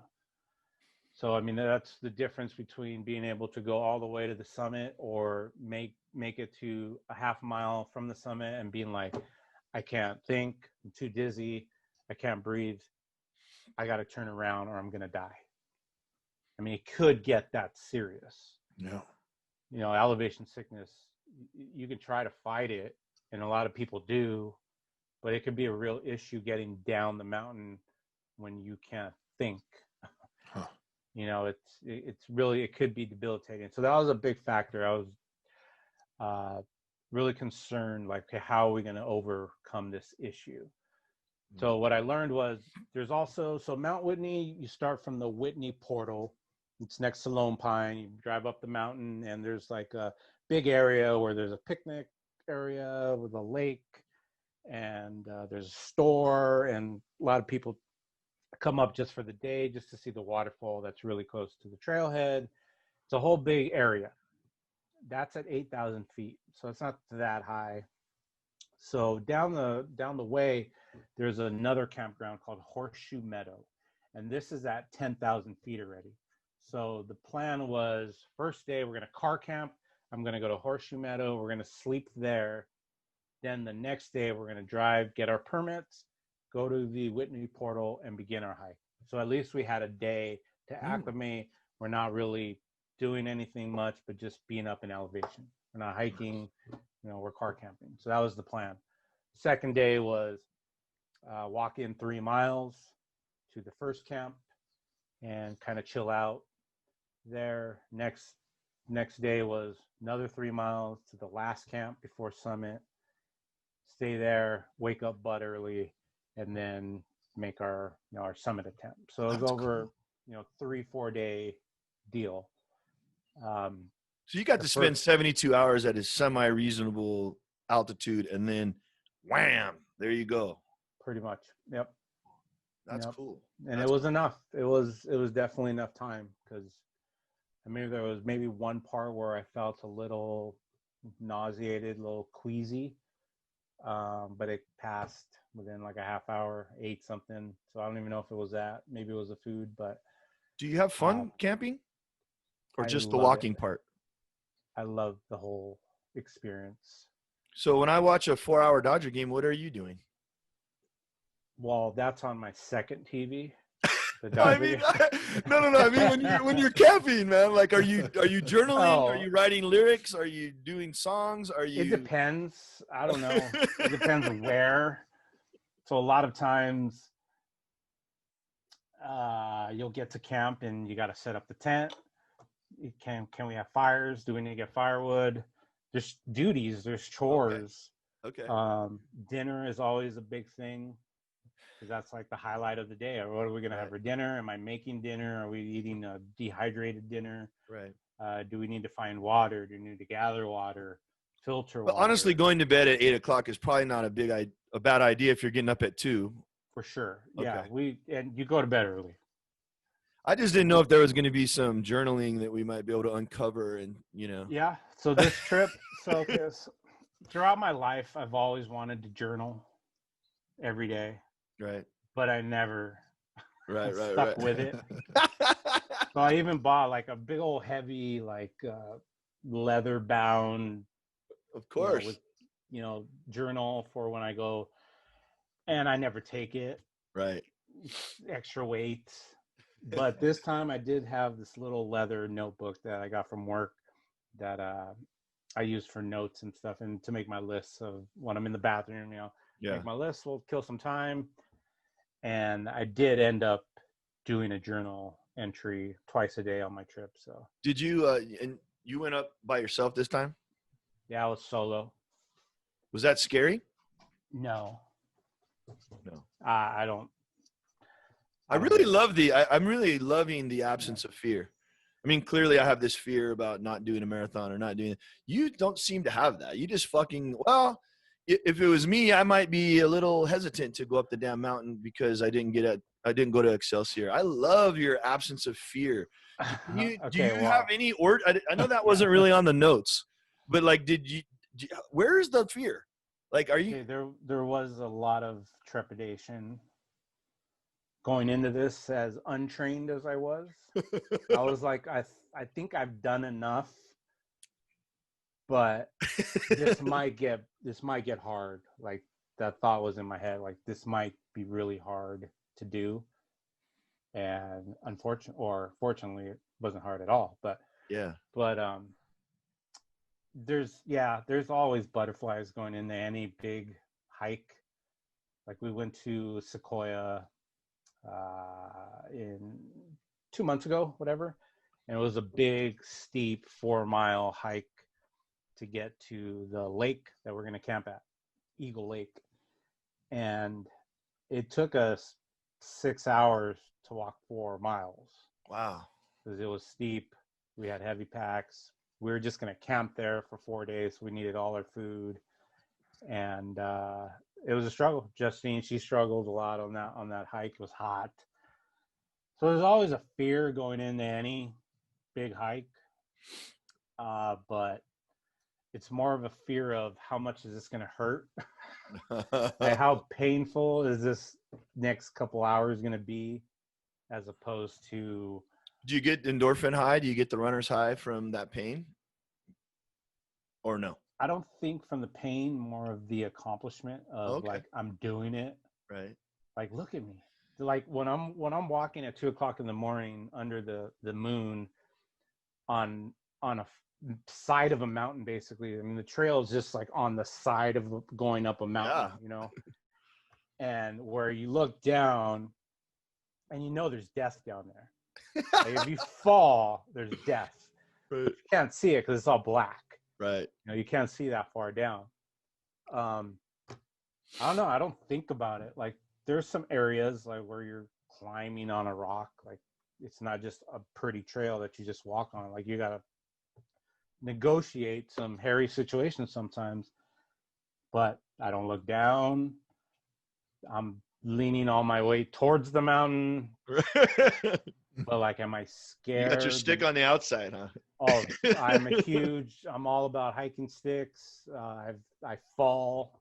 I turn my ankle a lot. I've saved myself many times, not from death, but just from falling because of my hiking sticks. Nice. So I'm going to use them to every advantage, you know, where if I have that much room on a trail to, you know, go to the next step or fall off the cliff, I'm going to use those hiking sticks as, you know, support to get me safely to the other side.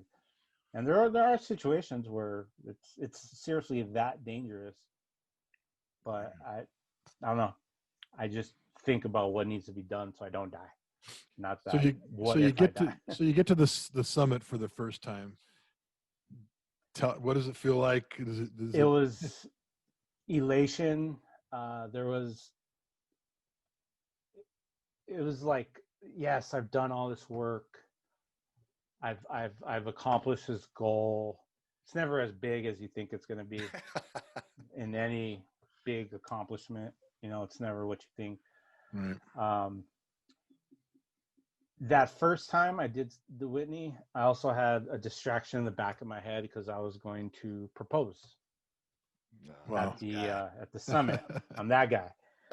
So it was like, you know, did you forget the ring? You know, are we going to make it? Like, what happens if we don't make it? Well, what if she can't make it to the top? Did she know were there moments? No. Like, she struggled a lot, but we kind of help each other, you know, up the road. But she had no idea about the whole proposal. You know, so all this is going through in the back of my mind, like, what if she says no? I knew that wasn't gonna happen. You just put me through pain, motherfucker. Right. So it was I would say this time around was a more spiritual, nice feeling getting to the top. So the trails are empty. So it turned out like they closed the forest my second day in, but I didn't know until like the next day. Either way, I wasn't going to turn around. I was pot committed. My car was at the end. I was basically halfway through the trail almost already. Plus, I had just walked downhill 8 miles. And I wasn't going to walk back up it, 8 miles. Mm-hmm. All the fires were west. I was going east. Nice. I was like, I'm not leaving. I'm going to finish this. But so the summit, there was only 6 people up there when I got up there. They had spent the night on the top. They were John Muir Trail, JMT hikers. So they were on their last day. They had just done 200 and I think it's 82 miles in the, for 3 weeks they've been on the trail. And this is their last hurrah. This is where it ends on the summit. So they spent the night in the little tin shack that's up there. So they were up going to watch sunrise too. And it was peaceful because usually it's packed. There's a lot of people. It was quiet. It was just an eerie experience all around because the trails were so empty. Like I only maybe came across 15 people in 5 days. And around that area, that's unheard of. Right. Huh. You could be in a group passing 15 people in a group, that you pass, let alone spread out over, the 5-6 days. But I remember at the top thinking, like, as the sun was coming up, like, look at what you've done. Like, I just kind of reflecting back, look at what you were able to overcome, and not just walking up a side of a mountain, but just in life in general. And I think it's important. Like, you don't want to let it get to your head and focus on all the wins, but I think it's important to go back and be like, look at the struggle you went through, and look at you now. Fuck, like, that's sweet. I think it's super important to acknowledge the victory, basically. Don't dwell on it, but be like, look at the progress, man. Look at this 180 you did, in your life. Like, it could have went fucking downhill pretty fast. Right. Like, I was like, the brakes were gone, the line had been cut, and I'm like coming on this hill, and I had the last second chance to make a little left turn to get into flat land and right the ship, or just keep on going down that hill and dying. And I made that little adjustment, and yeah, I'm super grateful and fortunate that I was able to turn it around, man. Yeah. So you get down on a knee and propose? I did, yeah. I had What a guy. It was funny, dude, because so my girl, she likes to sleep. Every summit that we've been on, she'll take like a 15-minute nap up there. She can like sleep anywhere. So she felt like shit going all the way up. She wanted to take a nap. So I'm like, oh Jesus, now how am I gonna play this out? And I gotta wait till she wakes up. I gotta wait till she's just trying to plan it. Is it gonna be over there? Is it gonna be over here? What's gonna happen? Yeah, I got her up and look around, give her a hug, and had a little speech. Nice. Planned, little plan that glad I remembered, and got down on the knee and did the cheesy thing. And there's 50 people, and there's 50 people up there cheering. Yeah, there was like, I don't know, 15 people up there. A couple guys, like, there's a group of about like 6 guys, and they're like, oh shit, he's proposing. Don't do it. Don't do it. Just jump off the side of the cliff. Right. But it was a special moment. And then we were able to, take the pictures and a lot of video, and I made a whole movie for my mom and her mom, because they didn't know. Yeah, you might have got the chancla if you got home on that one. Like, hey, what the fuck? We kept it a secret for like 2 weeks. We didn't tell our moms that we got married. See, Chuck, that's how long it takes to edit something, is 2 weeks. Yeah, right. So like, that was a whole, at the end, like, surprise ending, and nice. They were, of course. Oh, I'm sure your mom was just like, okay, that's a nice tree. Finally, that's a nice rock. I mean, how much longer? When do we get there? Exactly. Now it's kids. Mike, I would love to ask you just a few questions, just without us sort of being in there and, saying something else. Just the fun questions that we had on here, maybe not the ore stuff, but just some of the things. Unless there's something else that you that you meant to add, or that you want to add, because somebody's going to hear this damn thing, and right.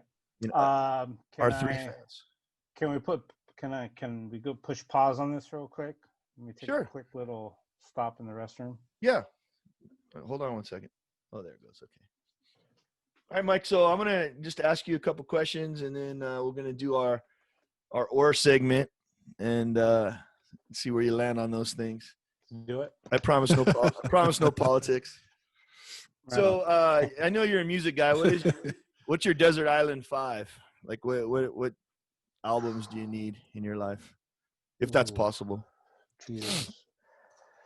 They're gonna be all underground hip hop. Yeah. Definitely for sure. I don't know. That's Okay. Fair a enough. rough one. Who would you like to meet? Joe Rogan. Ah, Joe. Yes, definitely. Do you think I said I wasn't going to comment. Do you think he's going off the deep end a little bit with Texas? I don't know. I haven't been He's listening. starting- I kind of read secondhand off about the whole. Dude, he is so conservative now. He was like, "Yeah, I'm going to vote." I don't know. I'm like, this Yeah, is because he just sold his show for like $45,000 million. gazillions of dollars. I don't know. Yeah, if I could have a conversation with that guy, like just one-on-one. What would be the interesting conversation piece? I think philosophy. Like he definitely, his podcast has been a big catalyst for thinking in general. Right. Reading some of the people he's got me into. Jordan, huh? Yeah, Jordan, David Goggins. Oh, fucking David Goggins. You know. Oh my God. Savages like that. Did you read his fucking book? Yep. No. This motherfucker.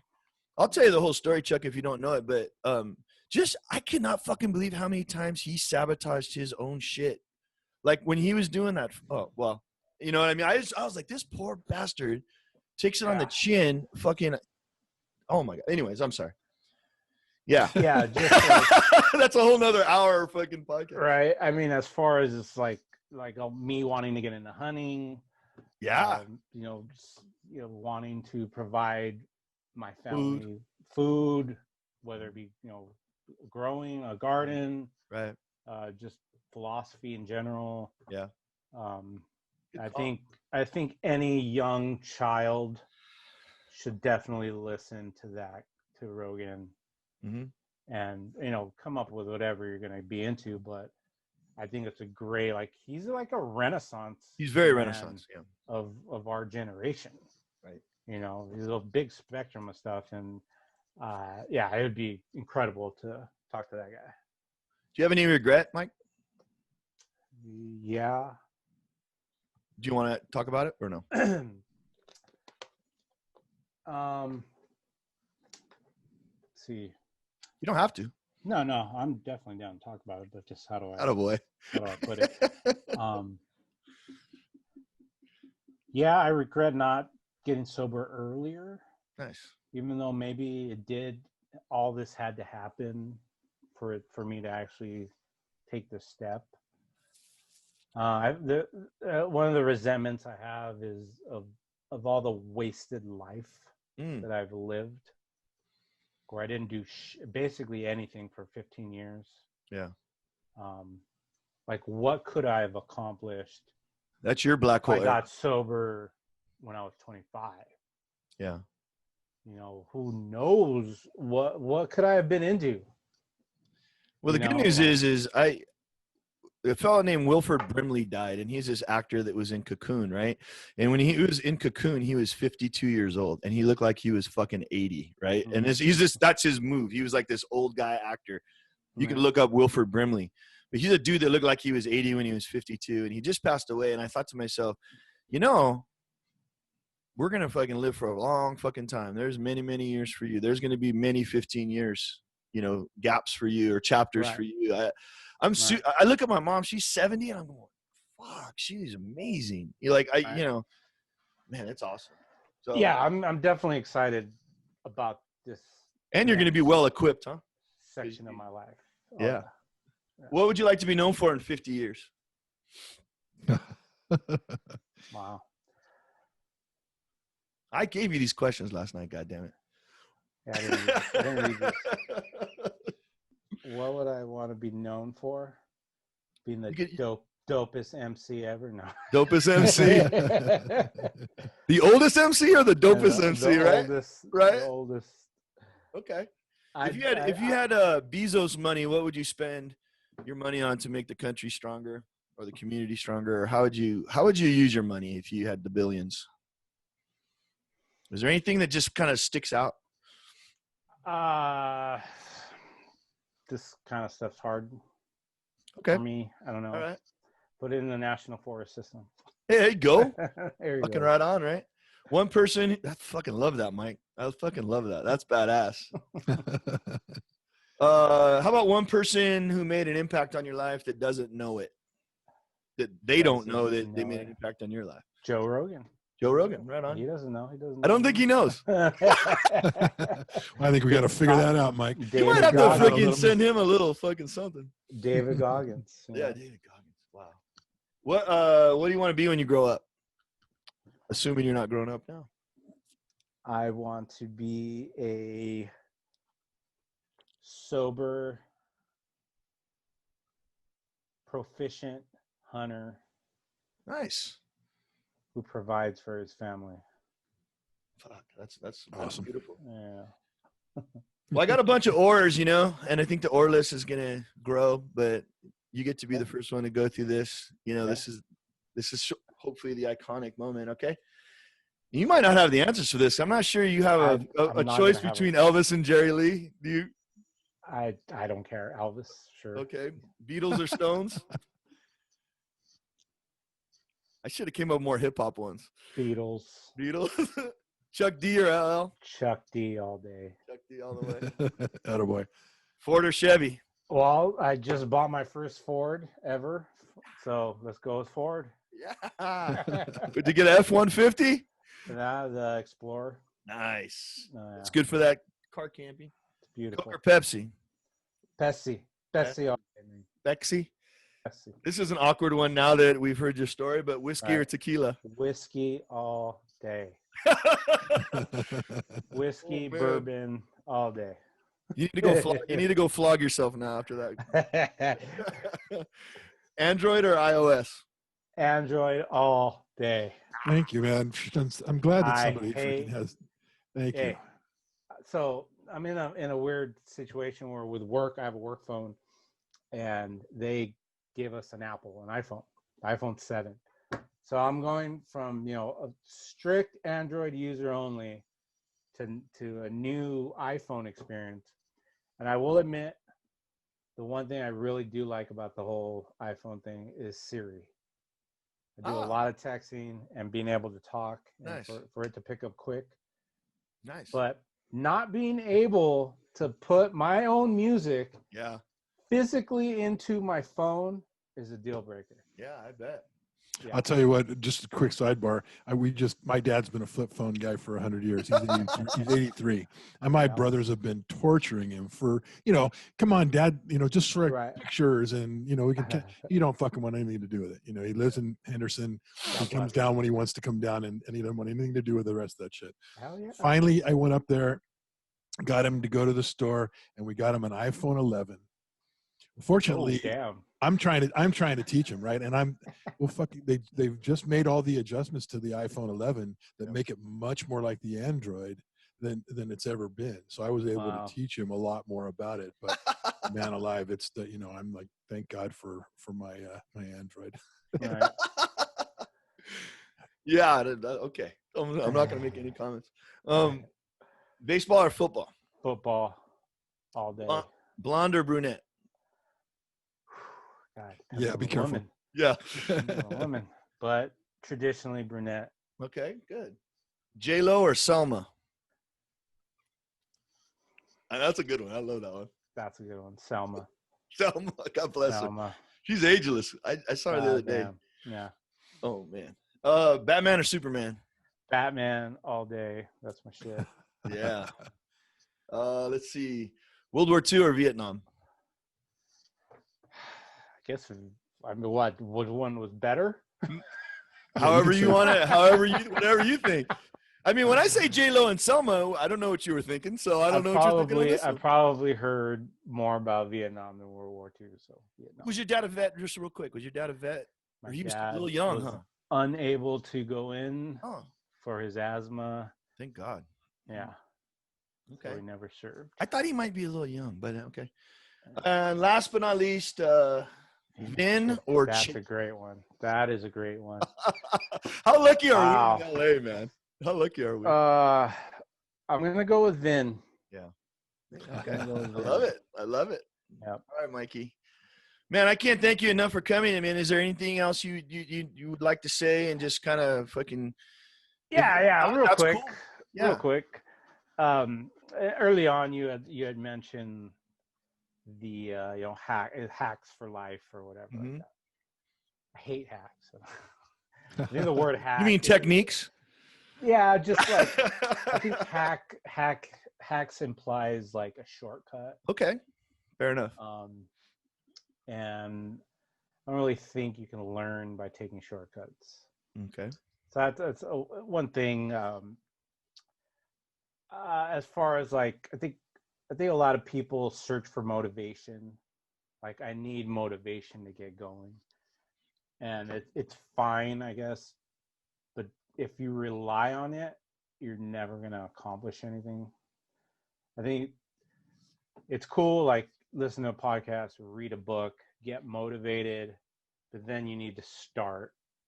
And until you start, motivation's only gonna take you so far. I gotta sit on my couch and watch a million hiking videos to go climb Mount Everest.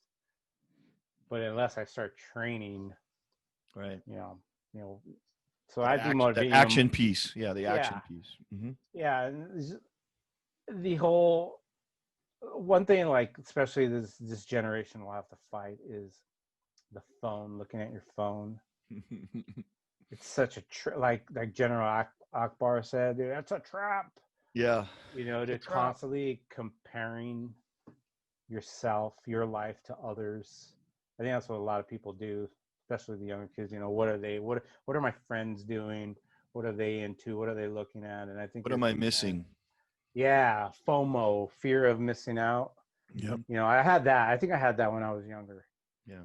Now they have an acronym for it, but like, what? Oh, I didn't get to go to that party. What happened at that party? What did I miss? Right. But I think if you focus on what you're, thinking in your head, controlling your thoughts instead of what others people. I think most people live in a fantasy world, and what I mean by that is you're constantly looking for things ahead. So,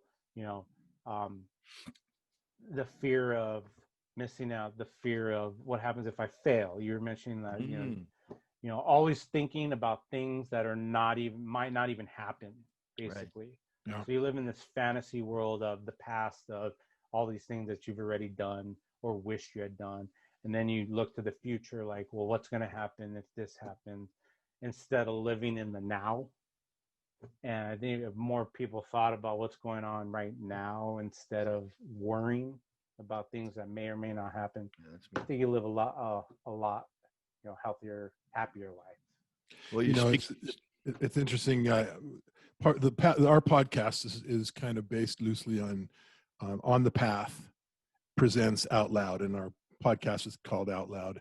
And the On the Path comes from my evolution in social media, and I really enjoyed social media for a long time, sharing with my friends and seeing my kids and being able to share all that kind of stuff.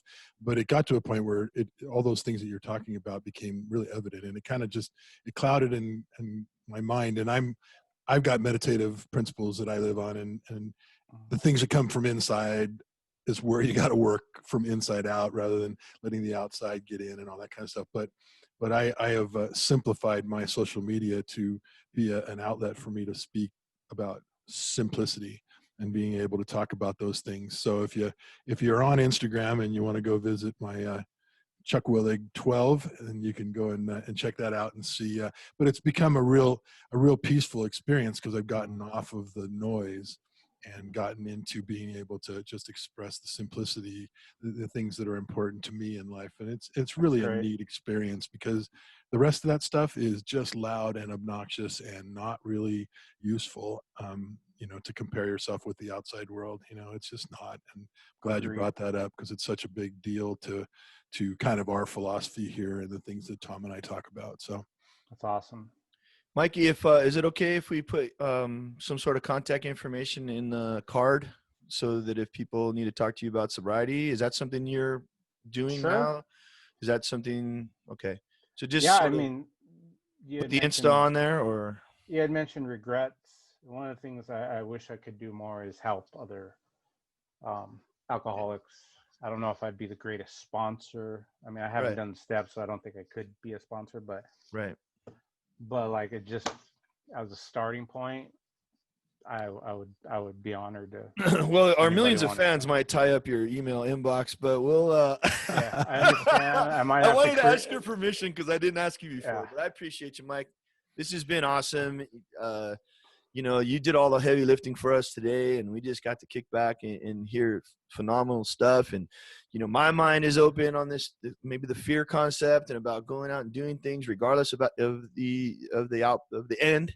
You know that journey is just as important as the finish. And you know, more important. then I'm afraid of what happens when I finish. You know, that was always going to be my big question. Like, what do you do Right. now? You know, and that's okay. And you need. We'll have another conversation in a year or 2 years or 5 years, and Right. or the next time I see you, if it doesn't have to be on a podcast. But thank you for your time, man. It's been a 2 hours of your life, just Yeah. Quick 2 hours. yeah. Well, I'll tell you what, it was fascinating, and I, it's kind of got me thinking about more questions to ask you down the road, and Yeah. maybe having you back on. But I really appreciate your honesty and your willingness to share, and we will keep you in the prayer loop. And the thought, you said, you made a comment about the Lord or the universe. I have a lot of friends on both sides of the coin, and I use those terms with those friends explicitly, but I know the universe is watching out for us all, and I appreciate that you shared those personal things, and it was really cool. It was really great. I appreciate it. Thanks. Guys, incredible honor. I like doing this type of thing, and yes, I was flattered, Tommy, when you asked me. Well, we'll break some bread, and then there'll be another one. Joe Rogan has fucking guys on 5-6 times. So Hey man, anytime, whatever topic. All right, Mike. I appreciate it. I want to get you into the underground rap stuff. Yes, we should have a whole music thing, dude. Like, You want me to get some lyrics ready? I'll perform for you too. You just let me know. Outstanding. All right, brother. Right on. All right, buddy. guys. Thanks, man. All right, Love you, take man. care. See you later. Love you too. Okay. All right, fellas. Peace. Bye.